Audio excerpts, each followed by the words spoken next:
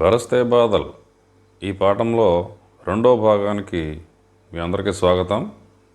ఈ పాఠంలో పరీక్షల్లో ఏ ప్రశ్నలు అడుగుతారు, బిట్స్ ఎలా వస్తాయి, గ్రామర్ పాయింట్స్ ఎలా అడుగుతారు, మనం ఎలా రాయాలి, ఈ విషయాల గురించి మాట్లాడుకుందాం. ఏ పాఠానికైనా సరే ముందుగా మనం నేర్చుకోవాల్సిన ప్రశ్న, ఇది ఎలాంటి పాఠం, పద్యమా, గద్యమా, నాటిక, వ్యాసమా, కథ, వీటిలో ఏది అనేది ముందు తెలుసుకోవాలి. మీకు టెక్స్ట్ బుక్లో మొదట్లో విషయ సూచి ఉంటుంది, ఇండెక్స్ లేదా విషయ సూచిక.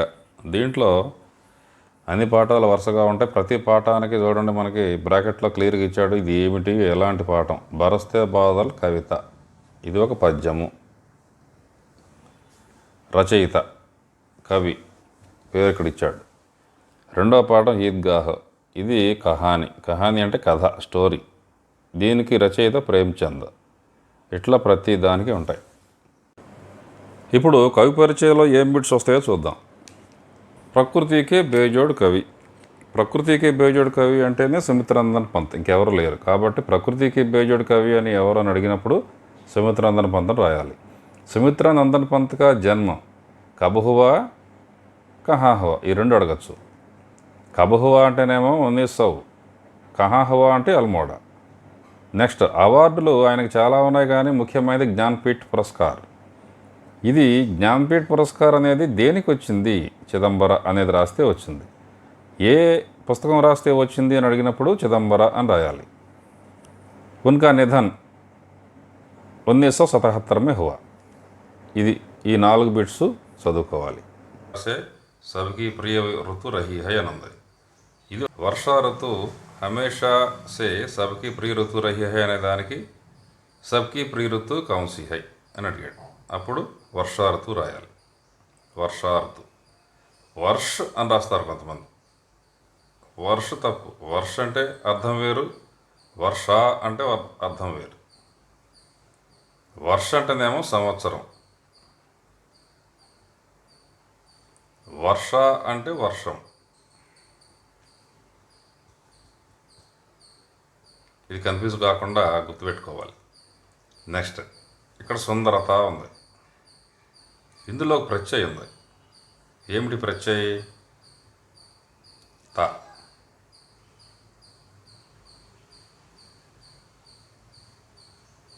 ఎందుకని? ప్రత్యయం అంటే ఏమిటి? ఏదైనా ఒక పదానికి చివరిలో జాయిన్ అయ్యి దాని అర్థం మార్చివేసే పదమే లేదా అక్షరమే ప్రత్యయం. మొదట్లో కలుస్తాయి కొన్ని, మొదట్లో కలిసి అర్థాన్ని మారుస్తాయి, దాన్ని ఉపసర్గ అంటాం. ఇప్పుడు సుందర్ అనే పదానికి త అనేది కలిసినప్పుడు సుందరత అనే అర్థం వచ్చేసింది. సుందర్ అంటే అర్థం వేరు, సుందరత అంటే అర్థం వేరు. సుందర్ అంటే అందమైన, అది అందమైన వ్యక్తి కావచ్చు, అందమైన వస్తువు కావచ్చు. సుందరత అనేది అందము, అంతే. ఈ రెంట్లో తేడా ఉంది. సుందరత అనేదేమో అందము, కాబట్టి ఇందులో త అనేది ప్రత్యయం కలిసింది. పద్యాల్లో 4 లైన్లు ఇచ్చి పరీక్షలో ఒక్కొక్క లైన్కి ఒక్కొక్క ప్రశ్న ఇచ్చి వాటికి ఆన్సర్స్ రాయాల్సి వస్తుంది. దీంట్లో ఒకసారి ఉదాహరణకు మనం ఎట్లా ఇస్తాడు అనేది ఒకసారి చూద్దాం. ఝమ్ ఝమ్ ఝమ్ ఝమ్ మేఘ్ బరసతే హై సావన్కే. ఇక్కడ ప్రశ్న ఎలా ఇవ్వచ్చు అంటే, మేఘ్ కైసే బరస్తే హై, మేఘాలు ఎలా కురుస్తున్నాయి అంటే, ఇక్కడ ఏ శబ్దంతో అయితే కురుస్తున్నట్టు చెబుతున్నాడో ఆ శబ్దం మనం రాయాలి. ఝమ్ ఝమ్ ఝమ్ ఝమ్. దీన్ని మనం ఊరికే ఒక పదం రాసి వదిలిపెట్టకుండా ప్రశ్నలో ఉన్నదే చాలా వరకు ఆన్సర్ ఉంటుంది ప్రశ్నలోనే. మేఘ్ కైసే బరస్తే హై అనే వాక్యం ప్రశ్నగా ఇచ్చినప్పుడు మేఘ్ అని పెట్టి ముందు ఝమ్ ఝమ్ ఝమ్ ఝమ్ బరస్తే హై అని రాయాలి. రెండవది ఛమ్ ఛమ్ ఛమ్ గిరతి బూందే తర్బోంసే చనకే. బూందే కైసే గిరతి హై అని అడుగుతాడు. బిందువులు ఎలా పడుతున్నాయి, ఛమ్ ఛమ్ ఛమ్, ఇది ఆన్సర్. దీన్ని ఎట్లా రాయాలి? బూందే ఛమ్ ఛమ్ ఛమ్ గిరతి హై, లేదా బూందే ఛమ్ ఛమ్ ఛమ్ ఆవాజ్ కర్తీ హుయి గిరతి హై, ఆవాజ్ శబ్దం చేస్తూ పడుతున్నాయి. ఛమ్ ఛమ్ బిజ్లీ చమక్ రహీ రే ఉరుమే ఘన్కే. బిజ్లీ కహా చమక్ రహీ హై అంటాడు. మెరుపు ఎక్కడ మెరుస్తుంది, ఎక్కడ ఉంది ఇక్కడ? ఘన్కే ఉరుమే అని రాయాలి. ఘన్ అంటే మేఘము, మేఘం యొక్క హృదయంలో, మేఘం యొక్క హృదయంలో అంటే మేఘములలో అని అర్థం. బిజలి ఘన్కే ఉరుమే చమక్ రహీ హై, చమక్ రహీ హై. థమ్ థమ్ దినకే తమమే సపనే జగతే మనకే, దీనికే తమ్మే. దిన్ అంటే పగలు, తమ్ అంటే చీకటి.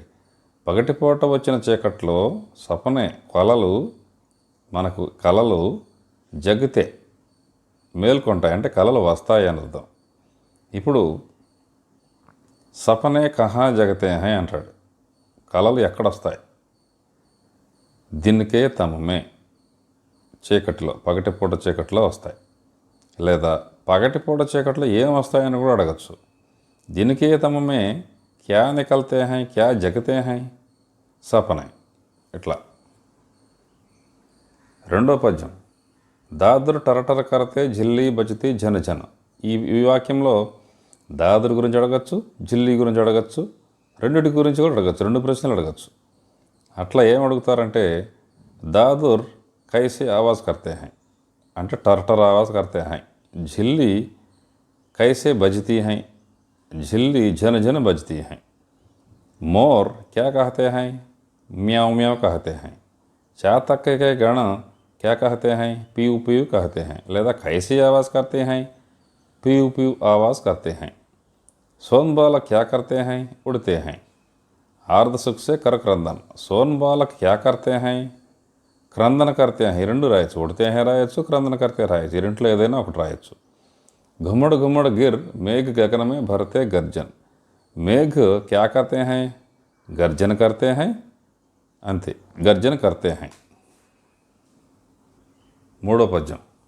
रिमझिम रिमझिम क्या कुछ कहते बूंदों के स्वर. बूंदों के स्वर क्या कहते हैं, रिमझिम रिमझिम आवाज़ करते हैं. रोम शहर उठते छूते वे भीतर अंतर. वे అంటే बूंदों के स्वर, बूंदों के स्वर అంటే बूंदे.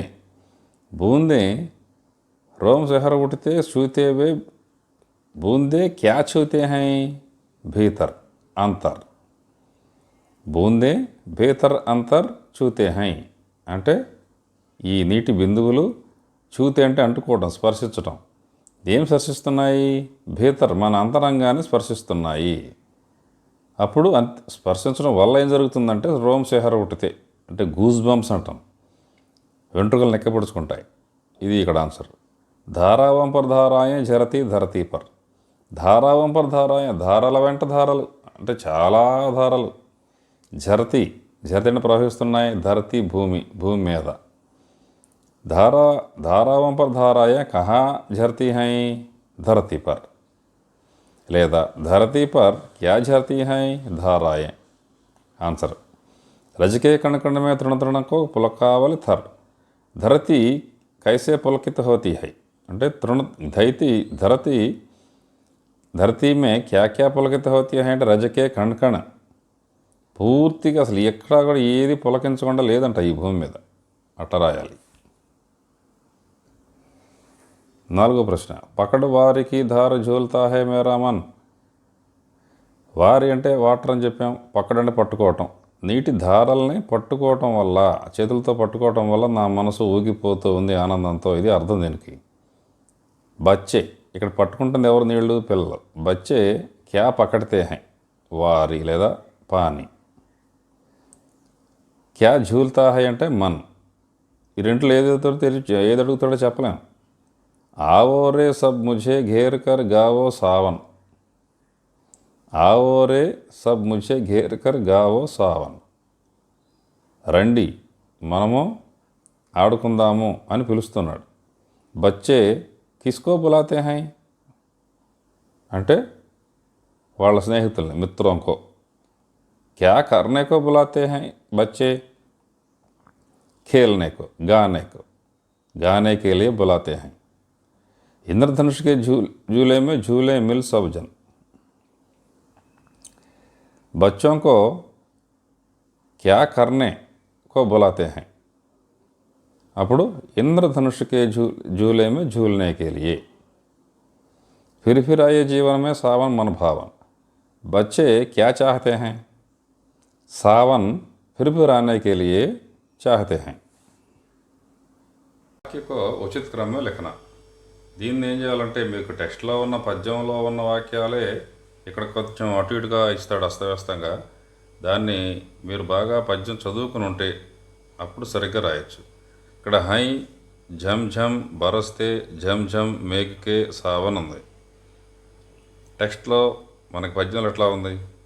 ఝమ్ ఝమ్ ఝమ్ ఝమ్ మేఘ బరస్తే హై సావన్కే అట్లా ఉంది కదా. ఝమ్ ఝమ్ ఝమ్ ఝమ్ మేఘ బరసతే హై సావన్కే అట్లా ఉంది. అది రాయాలి మనం. అదేవిధంగా ఇవి కూడా టెక్స్ట్లో ఎట్లా ఉన్నాయో మనం చదువుకుని రాయొచ్చు. తర్వాతది నీచే దియే గయే భావకి పంక్తియా లిఖియే. ఇక్కడ ఉన్న భావం దీనికి సంబంధించిన వాక్యాలు టెక్స్ట్లో పద్యంలో చూసుకొని రాసుకోవటం. పద్యాంశ పడక ప్రశ్నకి ఉత్తర దీజియే. ఇక్కడ వేరే పద్యం అంటే మన టెక్స్ట్లో లేనిది ఇస్తాడు, అన్నోన్ పోయం ఇస్తాడు. దీన్ని మనం ఇక్కడే చదువుకుని రాయొచ్చు. ఇప్పుడు భాషాకి బాతులు ఏమున్నాయో చూద్దాం. కోష్టక్ में दी गई सूचना पढ़िए और उसके अनुसार लिखिए. బ్రాకెట్లో కోష్టక్ అంటే బ్రాకెట్లో ఏం రాసి ఉంది, ఏం అడిగారో దాన్ని బట్టి రాయండి. ఏమేమి అడిగారు బ్రాకెట్లో ఫస్ట్ చూద్దాం. తరు గగన్ ఘన్. తరు గగన్ ఘన్ అని ఉంది. एक एक शब्द का वाक्य प्रयोग कीजिए और उसके पर्याय शब्द लिखिए. వాక్య ప్రయోగం చేయాలి. తరు అంటే ఏమిటి? పర్యాయ పదాలు. తరు అంటే చెట్టు. చెట్టుకి పర్యాయ పదాలు ఏముంటాయి? తెలుగులో అయితే వృక్షం ఉంది, ఇట్లా ఉంటాయి. కానీ హిందీలో పేడ్, పాదపు, ఇంకా వృక్షం ఇట్లా ఉన్నాయి. వీటిలో ఏదో ఇవన్నీ రాయాలి. తర్వాత గగన్. గగన్కి ఆస్మాన్, నభ్, అంబర్, ఆకాశ్ ఇవి. ఘన్ అంటే మేఘం, బాదల్ ఇట్లా. ఇవి పర్యాయ పదాలు. వీటికి వాక్య ప్రయోగం చేయాలి. వాక్య ప్రయోగం. తరువుకి ఒక వాక్యం చెప్పండి. हमारे घर में अनेक तरु हैं. లేదా తరువుం కో పానీ దేనా చాహియే. చెట్లను ఎప్పుడు నీళ్లు పోసి పెంచుతుండాలి. తరువుం కో కాటనా నహీ చాహియే. చెట్లను నరకకూడదు అట్లా. గగన్ ఆకాశము. గగన్ में अनेक तारे हैं. ఘన్ आज घन बहुत काले हैं. మేఘాలు నల్లబడ్డాయి అట్లా రాయొచ్చు. సావన్, సపనా, సూరజ్. రెండవది సావన్, సపనా, సూరజ్. ఈ మూడు పదాలకి తత్సమ శబ్దం రాయాలి. సావన్, సపనా, సూరజ్ అనేవి తద్భవ శబ్దం. వాటికి తత్సమ శబ్దం రాయాలి. ఏమిటి తత్సమ తద్భవం అంటే? తత్సమ అంటేనేమో సంస్కృతంలో నుంచి డైరెక్ట్గా మనం వాడుకున్న పదాలు. తద్భవం అంటే సంస్కృతంలో నుంచి మనం కొన్ని మార్పులతో తీసుకుంటాం. అంటే సంస్కృతంలో నుంచి వచ్చిన పదాలనే కొన్ని మార్పులు ఇక్కడ జరుగుతాయి మనకి వాడుకలో వాడుకోవడం వల్ల. వాడుక భాషలో కొంతకాలం అయిన తర్వాత కొన్ని పదాల్లో మార్పులు వస్తాయి. సంస్కృత పదంలో ఉన్న వాతావరణం అంతా పోయి మన లోకల్ వాతావరణం వచ్చేసి కొన్ని భాషలో కొన్ని పదాలు అట్లా మారుతుంటాయి. ఇట్లా మారిన వాటిని తద్భవం అంటాం. మారకుండా యాజ్ ఇట్ ఈజ్గా సంస్కృతంలో మా పదాలనే మనం డైరెక్ట్గా వాడుకుంటే తత్సం అంటాం. ఇక్కడ ఏమి ఇచ్చాడు? తద్భవ్ ఇచ్చి తత్సం రాయమంటున్నాడు. ఇక్కడ సావన్, సపన, సూరజ్ మూడు ఉన్నాయి. సావన్కి శ్రావణ్ రాయాలి.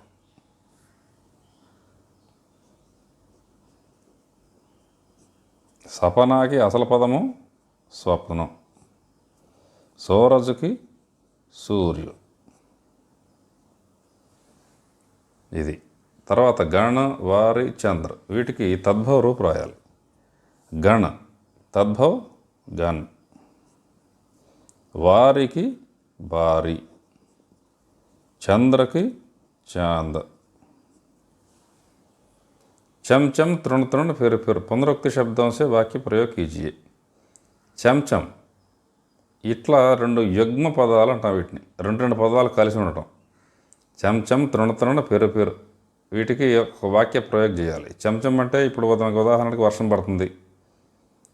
హమారే యహా అంటే మన దగ్గర అంటే మన ఇంటి దగ్గర. చెంచం పానీ బరస రహా హై.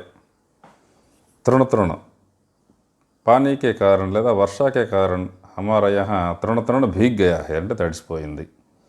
లేదా అకాల్ కే కారణ్ కరువు రావడం వల్ల తృణ సూకు గయా హై గడ్డి పరక కూడా ఎండిపోయింది. నెక్స్ట్ ఫిర్ అంటే మరలా అని. వసంత ఋతువు ఉంది, అది అందరికి ఇష్టం కదా. వసంత ఋతువుకు ఫిర్ ఆనా, లేదా బచ్చే చాహతే హైకి వసంత ఋతువు ఫిర్ ఆయే, లేదా వర్షా ఋతువు ఫిర్ ఆయే, మరలా రావాలని కోరుకుంటున్నారు అని. ఎట్లా రాయాలి సొంత వాక్యాలు? ఇక్కడ ఇన్హే సమझिए और सूचना के अनुसार कीजिए. ఏం అడిగాడు? ధారావం పర్ ధారాయం జరతి ధరతి పర్ అనే వాక్యం ఉంది మనకి పద్యంలో. ధారా ఓం ఏంటి, ధారా ఏం, ఈ రెండు రకాలుగా ఉంది. ధారా ఈ రెండు బహువచనాలే అయినప్పుడు మరి ఒకటి ధారా ఓం అని ఎందుకు ఉంది, ఒకటి ధారా ఏ అనేది ఎందుకు ఉంది అంటే, ఇక్కడ ధారా ఓం తర్వాత పర్ అనే కారక్ వచ్చింది. ధారా ఏం తర్వాత కారక్ లేదు కాబట్టి ధారాయే ఇది బహువచనం. అసలు ధార అనే పదానికి ధారాయే బహువచనం. దీని పక్కన కారక్ వచ్చినప్పుడు, కారక్ అంటే ఏమిటి, మీ కారక్ అనే వీడియోలు ఉన్నాయి చూడండి. ఈ కారక్ కా, కే, కి, పర్, మే, సే, కో ఇవి కారకులు. ఒక పదము తర్వాత వచ్చిన కారక్ గనక వస్తే, ఒక పదం తర్వాత కారక్ వస్తే దానికి దీర్ఘం ఉంటే, ధారా ఉందనుకోండి, లేదా కమరా ఉంది, కమరా తర్వాత పర్ర వచ్చింది, కమరే పర్ లేదా కమరేమే, ఇట్లా రాయాలి.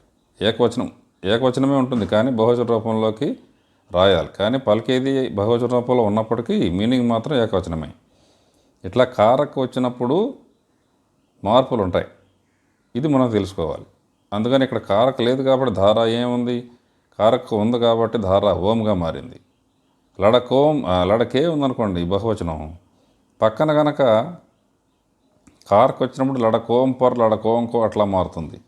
ఇవి మనం జాగ్రత్తగా అబ్జర్వ్ చేయాలి. రెండవది ఇంద్రధనుషుకే झूले मिल सब जन अंतर स्पष्ट कीजिए. झूले ఇక్కడ చుక్క లేదు, ఇక్కడ చుక్క ఉంది, ఏమిటి తేడా?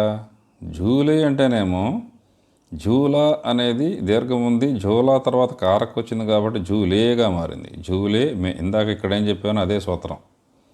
झूले మే ఊయ్యాల, झूला అంటే ఊయ్యాల, झूले మే ఏకవచనమే. ఇక్కడ కూడా झूले కూడా ఏకవచనమే, కానీ మే వచ్చింది కాబట్టి झूलेగా మారింది. झूले మే झूले, చుక్కుంటే ఊగుదాము, ఇది క్రియ, ఇది సంజ్ఞ.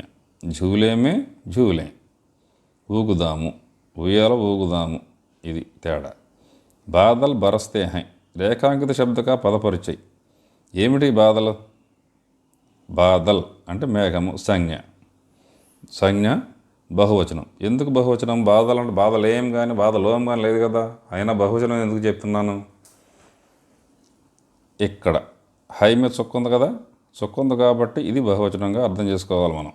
బాధల్ బరసతా ఉందనుకోండి, బరసతా హై మీద చుక్క లేకుండా ఉందనుకోండి, అప్పుడు ఏకవచనం. బరసతే ఉంది, హై మీద చుక్క ఉంది కాబట్టి బాధలు అంటే బహువచనం అని అర్థం చేసుకోవాలి. ఇది పదపరిచయం అంటే. మన్కో భానే వాళ్ళ ఏక్ శబ్దమే లిఖియే. మన్కో భానే వాళ్ళ, మనసుకి ఆనందం కలగజేసేది. ఒకే పదంలో రాయమంటే మనకు ఉంది టెక్స్ట్లో పద్యంలో మనుభావన్ అని. మన్భావన్. పేడు పౌధే, పశుపక్షి. ఈ సమాసం ఏమిటి? రెండు ఉంటే ఏమంటాం? ద్వంద్వ సమాస్ అంటాం. రేఖాంకిత శబ్దం पर ध्यान दीजिए और इस तरह के कुछ और वाक्य. बरसते बादल अच्छे लगते हैं. ఇది రేఖాంకిత శబ్దం ఏమిటి? బరస్తే కొరవటం. దీన్ని మనం ఇంకొక వాక్యంలో రాయొచ్చు. బరస్తే బాదల్ అచ్చే లగ్తే హై, ఆజ్ హమారా యహా పానీ బాదల్ బరస్తే హై. రెండోది झरती धाराएं सुंदर लगती हैं. झरती पानी अच्छा लगता है. ధారాయం బదులు పానీ పెట్టుకొని ఇంకొక వాక్యం రాయొచ్చు. గిరతీ బూందే చంచం కర్తీ హై. गिरती धाराएं లేదా झरती धाराएं चमचम करती हैं. बहता पानी शुद्ध होता है. बहता पानी निर्मल होता है. बढ़ता हुआ पौधा, खिलते हुए फूल, फैलती हुई सुगंध आदि अच्छे लगते हैं. ఇట్లా అంటే ఒక క్రియ జరుగుతూ ఉన్న అని అర్థం. ప్రవహిస్తూ ఉన్న నీరు, ప్రవహిస్తూ ఉన్న, పడుతూ ఉన్న నీటి బిందువులు, ఇట్లా ఒక జరుగుతున్న క్రియ గురించి తెలియజేసేది ఈ పదాలన్నీ. బరస్తే, झरती, గిరతి, బహతా, బడతా, ఖిల్తే హుయే, ఫైల్తీ హుయి, ఇట్లా జరుగుతూ ఉన్న పని. కవితాకి పంక్తిयों पर ध्यान दीजिए और अलंकार समझिए. झम झम झम झम मेघ बरसते हैं सावन के, छम छम छम गिरती बूंदे तरवों से छनके. అలంకార్ అనుప్రాస అనం దీంట్లో సావనకే చనకే ఇట్లా ప్రతి పదానికి చివరి పదాలన్నీ ఒకే రకంగా రైమింగ్ లాగా వస్తాయి. ఇది అనుప్రాస అలంకారం. దీనివల్ల పద్యానికి కొంచెం అందం ఎక్కువగా ఉంటుంది, చక్కగా మనకు వినబుద్ధి అవుతుంది. అందుకని అట్లా అలంకారాలు ఉంటాయి మనకి పద్య భాగంలో. ఈ విధంగా గ్రామర్ పాయింట్స్, బిట్స్ వస్తాయి. దీని తర్వాత రెండో పాఠంలోకి వెళ్దాం. ఈ పాఠం మొన్న ఫస్ట్ పార్ట్, ఈ సెకండ్ పార్ట్ రెండూ బాగా చదవండి. రెండు చదివిన తర్వాత ఒక చిన్న టెస్ట్ లాగా పెడదాం. ఆ తర్వాత నెక్స్ట్ పాఠంలోకి వెళ్దాం. Thank you.